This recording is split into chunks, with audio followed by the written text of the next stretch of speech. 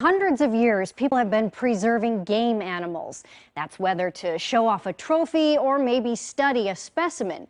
But taxidermy is evolving, in part to my next Women Crush Wednesday, who is giving a second life to exotic, high-end pieces. From the outside, Paxton Gate looks like any Portland store.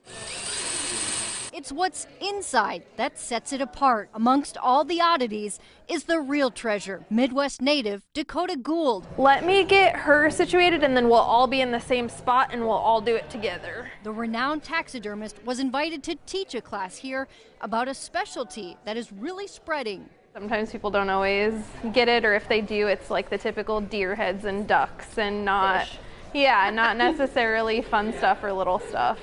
Dakotah has mounted macaws, chickens, vipers, and most recently at Paxton Gate, a rabbit. I don't let anyone leave unless they're happy with what they have. Dakotah gets donations from zoos, breeders, and sanctuaries after the animals die. But it's support, she says, that's key from the places she partners with. It's just been really pushing forward and finding those clients and finding those niche markets where I'm able to have fun in my job and pay my bills and like doing what I do.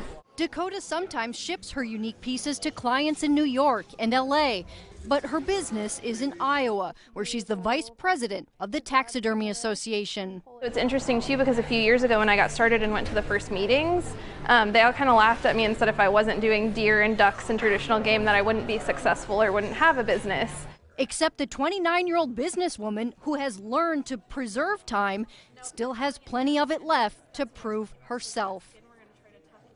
And Dakotah's classes fill up quick, by the way. They can cost hundreds of dollars, but they include a lot of lessons in chemistry, art, anatomy, and could even lead you down a career path, just like Dakotah. Of course, again, she's not from here, so you do have to keep an eye out for where she might be flying to next to teach these classes.